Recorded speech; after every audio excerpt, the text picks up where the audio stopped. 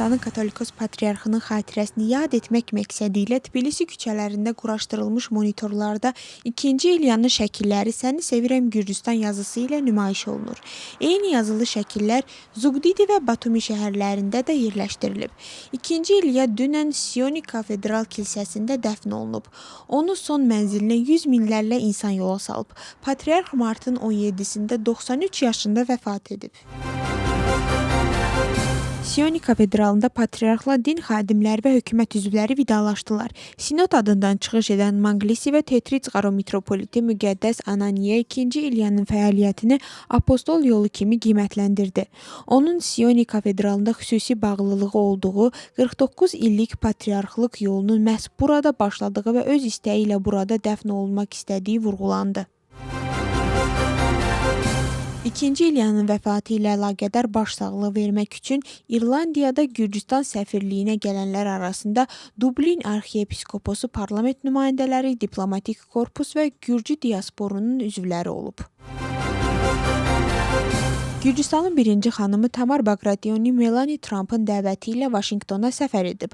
O, birlikdə daha yaxşı gələcək üçün adlı qlobal sammitdə iştirak edəcək. Tədbir uşaqların təhsili, inkişafı və rifahı üçün texnologiyaların təhlükəsiz istifadəsinə həsr olunub. Sammit çərçivəsində Melania Trump dövlət başçılarının həyat yoldaşlarını Ağ Evdə qəbul edəcək. Tədbir 24-25 mart tarixlərində keçiriləcək.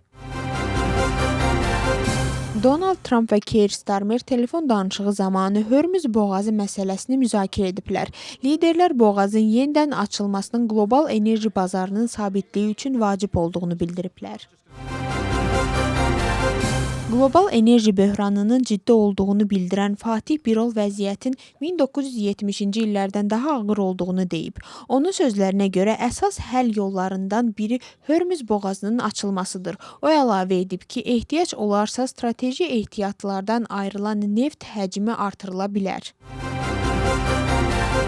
Donald Trump yaxın şərqdəki münaqişə ilə bağlı bütün variantların masada olduğunu bildirib. ABŞ-ın Maliyyə naziri Scott Bessent isə qeyd edib ki, bəzən deeskalasiya üçün eskalasiya tələb olunur və ABŞ İranın hərbi imkanlarının məhdudlaşdırılmasına çalışır.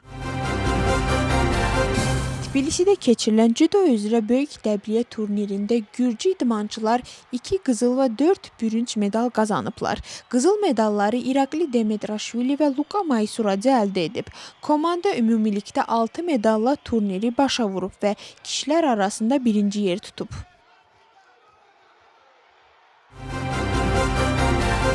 Nika Meliyanın məhkəməsinin hazırlıq iclası onun iştirakı olmadan keçirilib.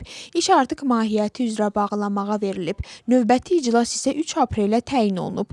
Ona qarşı ittiham məhkəməyə hörmətsizliklə bağlıdır və 2 ilədək azadlıqdan məhrum etmə cəzasını nəzərdə tutur.